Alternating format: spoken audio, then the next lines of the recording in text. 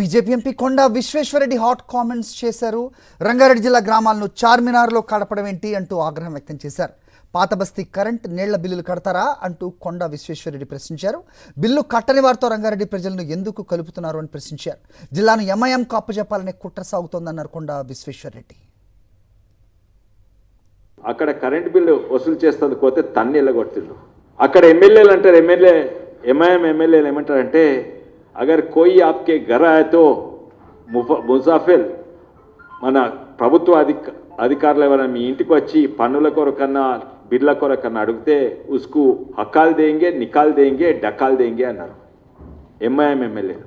అటువంటి జాగాలు పోయి మనం కలుపుతారు. అక్కడ నీళ్ళ బిల్లు కలపరు, వాటర్ బిల్లు కలపరు. మొన్ననే పోయినసారి కాదు 2 ఏళ్ల కింద ఒక పెద్ద ఆర్టికల్ వచ్చింది. ఆ ఓల్డ్ సిటీయే దాదాపు 500 కోట్లు బాకీ ఉన్నారని ఎలక్ట్రిసిటీ డిపార్ట్మెంట్. దానివల్ల రాష్ట్ర ఎలక్ట్రిసిటీ డిపార్ట్మెంట్ డిస్కౌంట్ నాశనం అవుతుంది. అదే కాక ప్రాపర్టీ ట్యాక్స్ ఎవరైనా కడతారా? మున్సిపాలిటీకి డైరెక్ట్ వచ్చే ప్రాపర్టీ ట్యాక్స్ కడతారా? ఆ దుకాణదారులు ట్రేడ్ లైసెన్స్ కడతారా? కట్టరు. కట్టేదంతా మేము. ఇప్పుడు మమ్మల్ని తీసుకొని అక్కడ కలిపితే ఎవరుంటారు అక్కడ? మేయర్. మేము ఉండాలి, కానీ ఉండలేము. ఎందుకంటే అక్కడ 15,000 20,000కు ఒక డివిజన్ అంట. ఎక్కడనైతే ముస్లిమ్స్ మెజారిటీ ఉన్నారో, ఎక్కడనైతే హిందూ మెజారిటీ ఉన్నారో అక్కడ 50,000 70,000కు ఒక డివిజన్ అంట. అంటే మాకు ఒక్క కార్పొరేటర్ వస్తే మీకు 3 కార్పొరేటర్లు వస్తారు.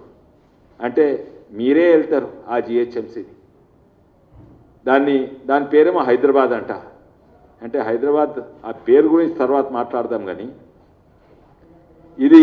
ఇది గిట్ట చేస్తే మొత్తము రంగారెడ్డి జిల్లాలో ఏదైతే మున్సిపాలిటీస్ లేకుంటే గ్రామాలు లేకుంటే కార్పొరేషన్ ఉన్నాయో అవి ఇంట్లో కలిపితే మా జీవితాలు నాశనం అయిపోతుంది. ఇక్కడ అభివృద్ధి కాదు.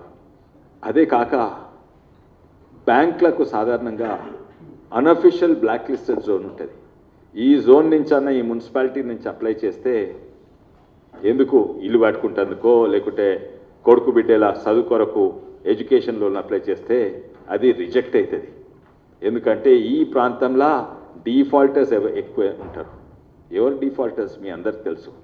కార్ లోన్ తీసుకొని, మోటార్ సైకిల్ లోన్స్ తీసుకొని కట్టని వాళ్ళందరూ అక్కడ ఉంటారు.